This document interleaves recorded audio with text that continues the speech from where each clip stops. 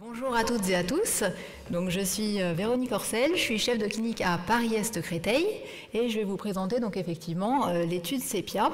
Donc vous avez le QR code si vous voulez accéder au texte intégral. Avant de commencer cette présentation, voilà ma déclaration publique des liens d'intérêt. Donc globalement, ce qu'il faut retenir, c'est que ce travail s'inscrit dans le cadre de ma thèse d'université. C'est la première étude dans le cadre de cette thèse. Donc c'est une thèse de santé publique qui est réalisée sous la direction du professeur Émilie Ferrac, qui est juste là, et professeur Étienne Audureau. Le vieillissement de la population s'accélère ces dernières décennies et il a fallu trouver de nouvelles façons de concevoir les soins aux personnes âgées et à leurs spécificités dans une démarche entrée-patient. Cela a donc mis un coup de projecteur sur un vieux concept qu'on appelle l'EGS. Maintenant, ça a d'autres noms, évaluation gériatrique multidomaine, évaluation gériatrique approfondie. L'idée, c'est globalement la même. Donc, c'est une évaluation qui est holistique de l'état de santé d'une personne âgée dans plusieurs domaines qui sont symbolisés à droite, enfin résumés sur la diapositive. On va identifier un certain nombre de problématiques en lien avec ces différents domaines. Ensuite, on voit avec le patient une hiérarchie entre ces différentes problématiques, selon ses préférences, selon ses priorités. Ensuite, on met en place des actions à l'aide d'un plan personnalisé de santé afin de corriger, ou en tout cas d'améliorer les problématiques identifiées, dans le but in fine d'améliorer l'état de santé global du patient. L'efficacité de l'EGS a été très bien démontrée en milieu hospitalier et surtout pour des pathologies plus aiguës, mais c'est plus incertain dans la littérature en soins premiers. Et en parallèle de tout ça, il y a l'OMS qui avait dit en 2016 aussi que les interventions pour améliorer l'état de santé des personnes âgées devaient être mises en œuvre en soins premiers et par une équipe pluridisciplinaire.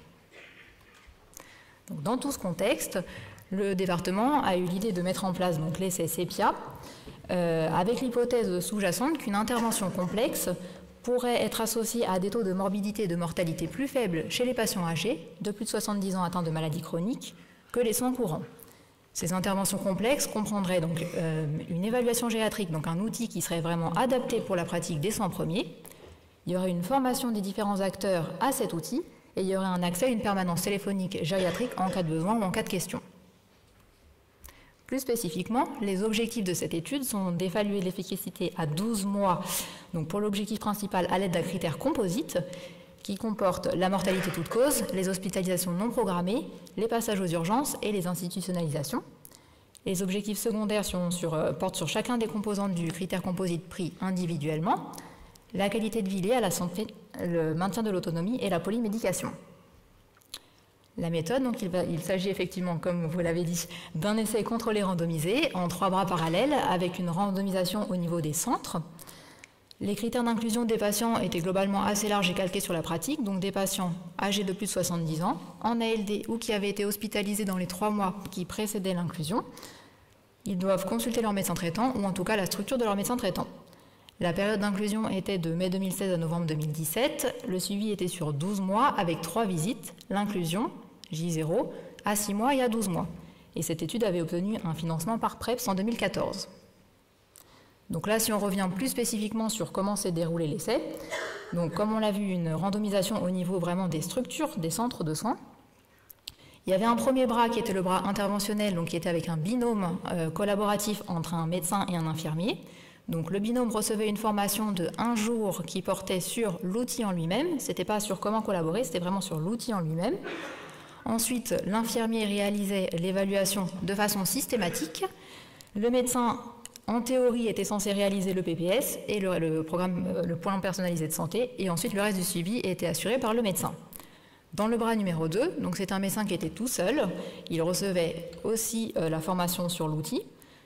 Ensuite, c'était lui qui réalisait l'évaluation, mais c'était laissé à sa libre appréciation, donc ce n'était pas forcément de façon systématique.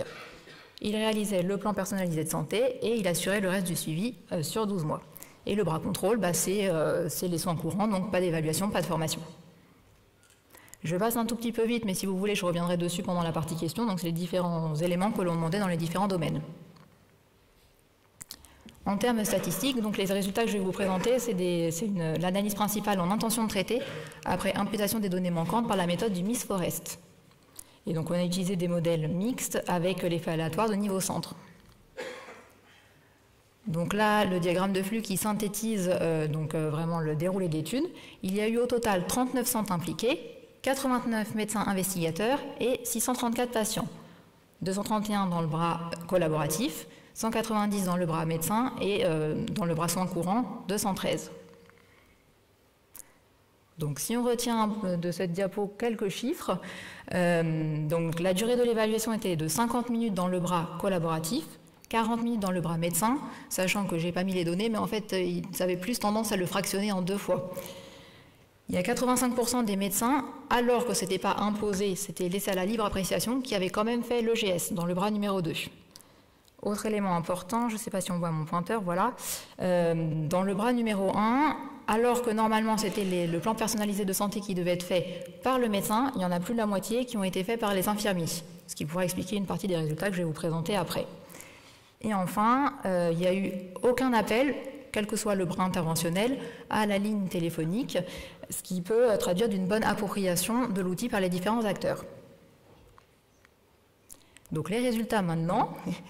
Donc le bras numéro 1, donc le bras collaboratif, qui était quand on avait mis en place l'essai, on pensait que c'est celui qui allait le mieux fonctionner, et en fait finalement, que ce soit sur le critère de jugement principal et sur les critères de jugement secondaire, c'était non significatif, donc il n'a pas marché ce bras.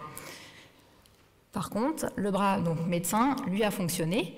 Donc en données brutes, c'est non significatif, mais après imputation des données et ajustement sur certaines caractéristiques de patients, ça devenait significatif pour le critère de jugement principal. Donc si on retraduit ça de façon plus compréhensible, donc il y a une possible efficacité de l'intervention en termes de réduction des événements gériatriques péjoratifs à 12 mois, lorsque l'intervention est réalisée par le médecin généraliste tout seul, à sa libre appréciation.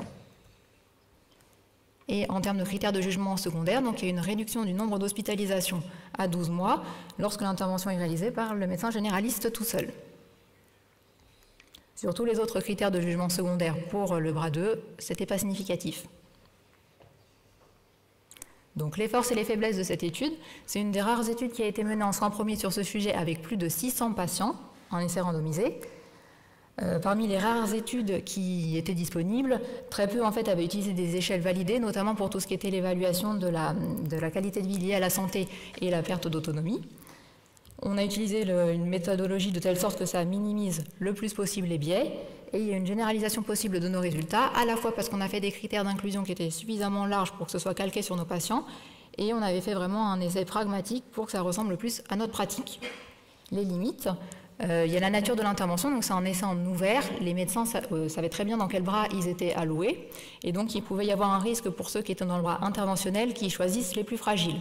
Donc pour pallier ça, on avait demandé en fait aux médecins de faire une liste préétablie, un pré-screening de patients.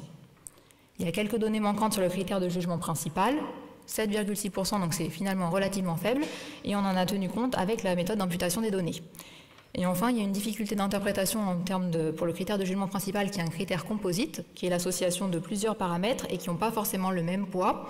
La mortalité, donc c'est plus grave de mourir entre guillemets que d'aller aux urgences. Donc si on devait, ça n'existait pas à l'époque, mais si on devait refaire l'étude actuellement, on changerait les méthodes d'analyse et on utiliserait plutôt des techniques de win ratio. Implication pour la pratique, donc qu'est-ce qu'il faut retenir de l'étude? Globalement, donc l'évaluation gériatrique adaptée à la médecine générale pourrait éventuellement être utilisée en pratique courante. C'est la même personne qui fait l'évaluation qui doit faire aussi l'établissement du plan personnalisé de santé. Et je n'ai pas pu le montrer parce qu'on était contraint avec le temps, mais globalement, donc, il y avait un autre tableau qui montrait que le fait de faire une évaluation gériatrique dans le bras 2 permettait d'améliorer le support nutritionnel, ça diminuait les prescriptions d'examens complémentaires, de biologie et d'avis de recours à des spécialistes d'organes. Les perspectives pour la recherche, donc là on a vu dans cet essai qu'il y avait une efficacité. Après, on peut se poser la question sur est-ce que finalement les acteurs qui ont vraiment participé à l'étude ont trouvé ça utile pour leur pratique, est-ce que ça leur semble faisable dans leur pratique de tous les jours. Donc ça, ce sera l'étude numéro 2A de ma thèse.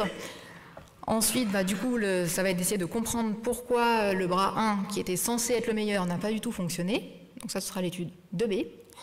Et ensuite, il va y avoir une troisième étude où en fait, on va voir quelles ont été les typologies de patients qui ont été concernés par l'évaluation gériatrique. Et donc peut-être après pour optimiser, peut-être mieux cibler pour certains types de patients le GS. Voilà, et donc si tout se passe bien, normalement, l'autre objectif, c'est que je soutienne ma thèse avec toutes ces études d'ici juin 2025. Et je vous remercie pour votre attention.